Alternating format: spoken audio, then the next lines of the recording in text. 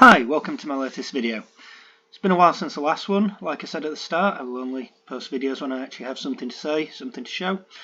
And life has been a bit busy, plus I've been working on multiple projects at once, and this is the first time that one of them's actually got to a point where it's worth talking about. So we're going to be talking about result cascades in C# today. So agenda for today, we'll have an introduction to the topic, then we'll talk about different types of error, then we'll talk about some approaches to error handling, and then we'll give some examples of usage. We'll start with usage of exceptions for error handling, then we'll look at using results in a naive manner, and then we'll look at using results in a more user-friendly way. So, why am I talking about this? Well, error handling in C# seems to be a bit of a topic right now on the sort of programming socials.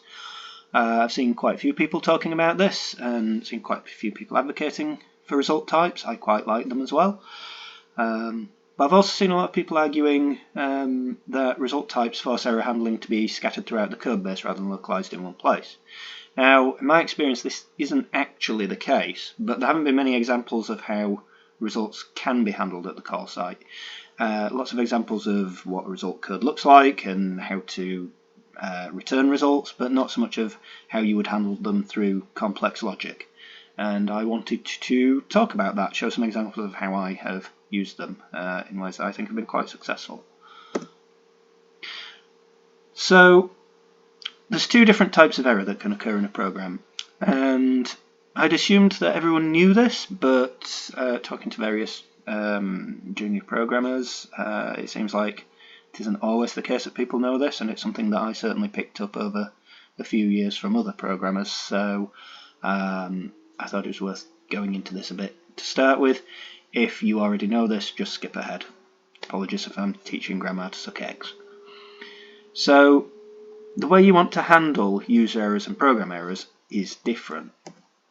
So user error is something that the user has done that they weren't supposed to do. And we can foresee the user doing this and write code to deal with it. Now, foresee is an interesting word here. We don't always guess right, but if a user does something that we didn't expect and didn't handle, that'll become a program error, which we'll talk about in a minute. The user will complain at us, and then we can turn it into a user error. Won't mean the user can do the thing they shouldn't do, but at least it'll be handled nicely. This is where I find result types to be really, really useful. Program errors, on the other hand, when something happens that we didn't expect, when we've written a piece of code that doesn't behave the way we think it should. So, example here is someone passing as an index, and we are indexing into an array, and we haven't bounce checked it, and they can just pass in an index that's way off the end of the array, and that'll throw in this case. So we don't know how this has happened. We'd probably get a bug report and we'd probably do some debugging and figure that out. But even if we do, we can't predict these things ahead of time. These are mistakes, things we've done wrong. Now the problem here is that something has happened in the program that we didn't expect, which means the program is in a state we didn't expect, and so all of our assumptions about what the program can do and what can happen in the future are now wrong and invalid, and we need to do something about this.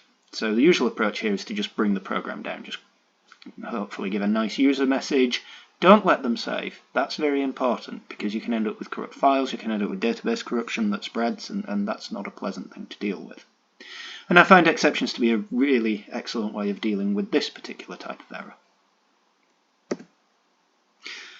So there's been four general approaches to user error handling over the years. First is to just ignore it, be read. Wouldn't advocate for that. Then there were error codes that came along in the early days, and then exceptions, and now results are finding a lot of favour. And it's user errors I'm going to be talking about today rather than program errors. So, error codes. So way back in the before time, also known as C, this was the only real way of doing error handling. And the basic idea is, instead of returning the result of whatever you want to calculate, whatever your function is, you return an integer or similar that indicates whether it was successful or not, and ideally also gives you some sort of clue if it wasn't successful as to what went wrong. But obviously you still need to return a result somehow, so you would generally return the result by reference in one of the arguments. You pass a reference in, set it, and then the caller can see the piece of memory that you've edited. There's a nice retro feel to this code. So, pros of this, it actually does report errors, which sounds good. And you can kind of tell from the signature if a function can fail or not. Obviously, if the value is an int and the status code is an int, it's kind of hard to tell, but it can work. It gives you some information in the signature when you're calling the function. The cons here are that you don't return the result of the function in the return register, and more than it just being the register is that because some of the what look like inputs to the function are actually outputs, it's quite hard to parse the signature and work out what you're looking at, work out what's an input, what's an output, especially in languages like C++, where you pass references and pointers for efficiency, but also as a way to return the thing. C# has the out keyword to help with that, but it's still not great. The other con of this, like the really big one, is it's completely trivial to ignore this. Like the function returns an int, you don't have to do anything with it. It also returns the value as a reference, which you can use whether the status was success, fail, whatever. You can just ignore the thing. Third con is that you have to deal with this at the call site, which can clutter up your business logic or game logic or whatever you're writing with error handling, which you don't really want to do, and there's no real nice way to sort of cascade that and do nice things with it, which is what I'm going to talk about with results later. So that's error codes, and we've largely moved away from these except in legacy code bases, and I think that's a good thing. So exceptions. So really simple way of doing error handling. If the user does something that's not allowed, so they've put in a value that's too big, just throw an exception. Let someone else deal with it. It does have its pros, and we'll talk about them on the next slide, but one thing I'd like to point out is the signature at the bottom. Can you tell me if that function will throw, or has the potential to throw, if you have to do error handling for that function or not, from its signature, which is potentially all you'll see if you're calling a function in a library or something. And the answer is no, you can't. There's no mechanism for that at all. So the pros here is dead simple to use. You just throw a thing and it works. And your return value is actually your return value, which makes parsing the functions really easy. Parsing the signatures, understanding what you're seeing is really easy, which is just hugely important with maintainable code. And you don't have to clutter the main logic with the error handling. Like you can call dozens, hundreds of functions that all could throw and just have a handler somewhere else that will catch it and deal with it in whatever way you want to deal with the user error. So cons of this is it's also trivial to ignore. You don't have to do anything with these. You can just, like, even the compiler won't tell you that they're there. If you don't put in a handler, it won't get handled. And on top of that, the fact that it can be handled anywhere, which is good for keeping your simulation, business game, whatever logic clean, means that it's not always obvious where the error handling will occur. So an exception will be thrown somewhere in the code and it will be picked up and handled somewhere else, and there's no obvious way to figure out where that somewhere else is, and it can make debugging quite difficult, and it can make understanding the code quite difficult. And so the problem is what I was just talking about. There is absolutely no way to tell from a function signature, both in C# and in C++. C++ had a mechanism for this, but it got abandoned because it didn't work very well. There's no way to tell if your function can throw, and if it can throw, what it can throw, and what the functions that it calls can throw. You just don't know, and that's not good. And finally, it complicates the execution flow. Like an exception is effectively a goto, and sometimes people even abuse them to create goto mechanisms in languages that don't support goto. And obviously, that's not a good thing. Goto, the industry moved on from goto for very good reasons, and not many people use exceptions like this, but I have seen it, and it does cause problems. And particularly, it causes problems taking it out. If you ever need to extract logic out of that, it's very hard to understand exactly what it's doing and get it right. So yes, that's the final con for exceptions. So then we'll get results. What's a result? A result is a specific type that indicates success or failure, but also wraps up the result of the function or some sort of error, status, message, something like that. So we've got a little example here of the same function that takes an int and returns an int, only now it returns a result of int. And the failure, if the user passes in a value that's too great, will return a failure that doesn't have an int value in it at all, it just has a message. And if the user passes in a valid value, we'll return a success with the calculated value. In this case, it's just a pass-through. It's just for demonstration purposes. I don't like toy examples, so if I have to make a trivial one, I'll make it as trivial as possible. So, pros and cons of results. So, you can tell from the signature if the function can fail. It returns a result, therefore it can return a success or a failure. You know this at compile time, statically. The function actually returns the output like the exception handling approach. It's completely impossible to ignore this. The compiler will enforce this. The compiler will make you check if this worked or not, and you have to deal with it at the call site. Now, I said that was a con for status codes, but it's a pro here. And the reason it's a pro here is that there's an easy way to write some helper functions that make this really, really easy and transparent. And I will go into those a bit later. Cons here, there's some overhead. You are wrapping your return type in another type, and if that can't be allocated on the stack, or hopefully elided altogether, that's going to have some overhead. If you're in a tight loop, this is going to be a problem. That being said, don't do validation in tight loops. That's going to be a performance problem however you do it. If your tight loop is a validation loop, then you need to write something custom anyway. But in terms of overhead, there will be a little, but you shouldn't be using this stuff anywhere that it matters. Really shouldn't. Slightly harder to write the code, a little bit. There's a few extra characters. You have to think about things a little bit more. That is a given. For me, it's worth the trade-off. And you can end up doing some type juggling with the helpers. Some languages, the type systems lend themselves very well to this. Some not at all. C# sort of in the middle from what I've found. So you can end up, like I say, type juggling, trying to find exactly the right helper to do the right thing, which is annoying, I will admit. It's annoying, but for me, the benefits are vastly greater than the cons. So, let's have a look at some examples. So, simple program. It performs a set of operations on a number. We're not going to show you what those functions are. You don't care. It doesn't matter. And, like I say, trivial examples. But we do 6 things to some integer, and we get some other integer out, and we want to write the result to the console. And we can, each of those functions can fail, and if it does fail, we want to write an error message to the console instead. This is how you would do it with exceptions. You just wrap the chain of functions in a try block, and you catch the particular exception you're expecting, and this all compiles and works and does exactly what we want it to do. Which is great, brilliant. What's wrong with this? Well, with the exact same set of functions, this also compiles and runs. And it does not do what we want.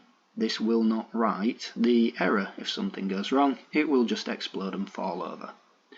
We probably want the program to explode and fall over if we make a programming error, but not if we have a user error.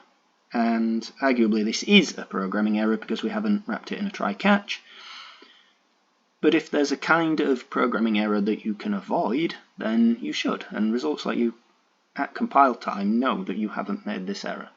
As well as other things like making sure that you don't have some random handler somewhere else in the program that can jump in and deal with this that you're not expecting. Okay. So let's look at some results. So I thought I'd show you what a result type looks like. The ones I use tend to be slightly different to some of the key library ones. I use inheritance-based results. You can use non-inheritance ones where you just have a single result type which has a success or failure enum. The reason I like the inheritance versions is that only the success derived type actually has a value property, and only the failure derived type actually has an error property.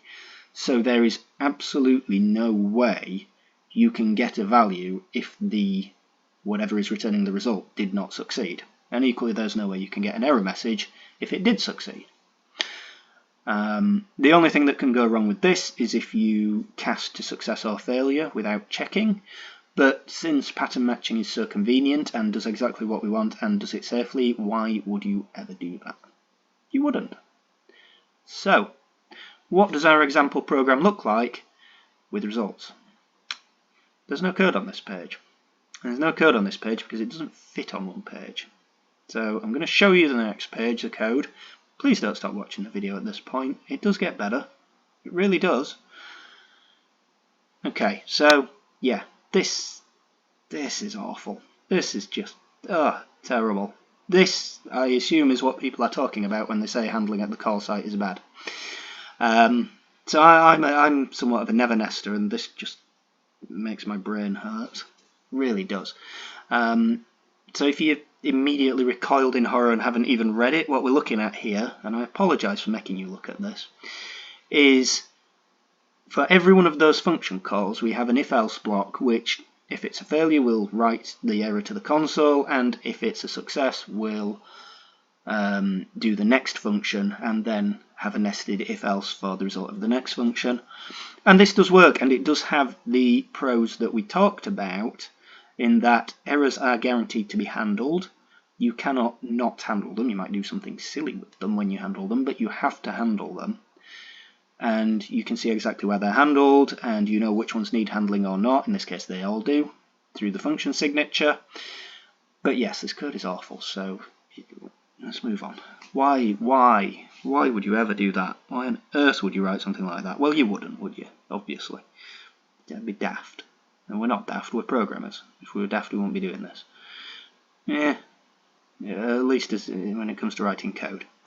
Anyway, so, reasons this was so bad. It's an extreme example. Deliberately chose something extreme that would be as bad as I could think of in a reasonable amount of code that would fit on the screen. Most code isn't this heavily pipelined. Like most code, you don't have a chain of 6 or so functions that take the result of the previous one and run it on the next one. Maybe it should be. Like this kind of pipelined code, which result types, when you get them working well, help you to write. It does have advantages. If you think back to the example from the exception version, it was very clear to see what's going on. You do the thing, you do the next thing, you do the next thing, you do the next thing, you do the next thing, you write the answer or the error. It's really clear. It also produces very shallow call graphs. Like you're talking 3-4 layers of call stack, not 30 or 40, which is vastly more debuggable and understandable. It's very readable. So yeah, like most code isn't like this, but maybe it should be. Most code has lots more boilerplate, so these little if-else blocks would be scattered through much more heavy boilerplatey code that doesn't care about things failing. Again, maybe that shouldn't be the case. I do not like boilerplate code. That's a separate discussion, but I feel like through things like result types you can actually move away from lots of the boilerplate. And finally, this is the naive approach. This is the kind of trivial way of implementing this. And there are better ways. So the immediate thought here is probably, let's create some functions that take a result of int, in this case, or whatever type, and do something to it rather than an int. And that is entirely the wrong thing to do. So the problem there is you end up with this combinatorial explosion over all of your arguments to your function times, is it a result, is it not a result? If you get async as well, is it an async result? Is it an async not result? Is it not a result? Is it not an async result? And so on and so forth, time to the power, in fact, of however many arguments you have to your function. That's not good. So what else could we do though? So what you could do is write a little function that takes the result and then calls the real function. That's sort of getting along the right lines. What each of those little functions will do is take something that's in the non-result world, or that expects a value in the non-result world, and put it into something, turn it into something that expects a value in the result world. And that's sort of what we want to do, but we'd end up writing a lot of those functions, and they all do basically the same thing. So we have a lot of functions that all do basically the same thing. They're generic. So what if we wrote a couple of generic helpers? Literally a couple, 2 here. So the first one I tend to call if. There are other names for it. And what this function does, now the typing on this looks horrendous. It's really hard to read what these do, but it's like 5 lines long, so who cares? This is very much a write once and then just use it. And what this does, the if function, is it takes a function which expects something of the value type, so in this case it would be an int, and that function returns a result of value type or error type. So result of int exception, int string, something like that. And it's an extension method on an existing result. And what the function does is it checks if the existing result was a success. If it was, it calls the second function with the result, with the value of the success, and returns the result of the second function. Success if the second function succeeds, failure if it fails, obviously. And if the function is not a success, if the first function failed, if the first result failed, then we just return the first failure. So what happens here is you have 2 result functions, and if you call a function, you get a result, and then you call if with the second function, and you get another result. And we'll see an example of that in a second. And then the second helper function we have here is merge. So before I go on to merge, I should just mention you probably have different types of if. You would probably also have an if that would take a value and return a value. So for functions which can't fail, which don't return results, and other combinations, you can have multiple functions that take multiple values. I've never had to go beyond 2. So yeah, you don't get too many of this. Anyway, on to merge. So what merge does is it's an extension on an existing result. It takes a function which accepts the success value and returns some new value type, and a second function which takes the error message and again returns the new type. So you always return the new type. So this will collapse either a success or a failure into the new type. So you can call this on a result and you will always get the new type out of it. So this is taking us back out of the result world, back into the normal type world, in a safe way that we can call trivially easily. So what happens if we apply these 2 functions, literally 1, 2, 3, 4, 5, 6 lines of code, 8 if you include the braces, and apply them to that horrible, horrible mess we saw a minute ago? It looks like this. So this looks a lot like the exception version, except we don't have a try-catch block, which to me is an advantage, 1 less level of nesting, and 4 less lines of boilerplate. It's just pure logic here. So what are we doing here? I mean, it should be fairly readable. We're saying calculate the first value, then take the result of that, and if it succeeded, calculate the second value. And if that succeeded, calculate the next value. If that succeeded, calculate the next value, and so on and so forth. And you could actually chain all these together with .if, .if, .if, .if. I like to have the intermediate values for debugging. Really doesn't matter, the compiler will hide it anyway. So, at the end of this we have the 6th value, which is a result of int and exception. And then we call merge with a function that if it's a value, it will give you the string of the value. It will give you value.toString. So here it's an int, it will give you the stringized int. Or if it's an error, it will give you the message contained in the error, which in this case is an exception. So we've now turned both of the cases, success and failure, into a string, and we can just write out the string. So it's a little more cumbersome than not handling errors at all, but obviously it provides a lot more functionality. I would say it's close to the exception version. So you have the same number of lines, and you have the same number of intermediate values, you have the same set of function calls on the right. All you have is the nval.if, which looks a bit weird at first, but once you learn to read it, it just becomes natural and you just skip over it. It is a little harder to write, especially if you have multiple overloads of if. Getting the right one can be tricky, but once you get there, it's very readable. It guarantees the errors are handled here.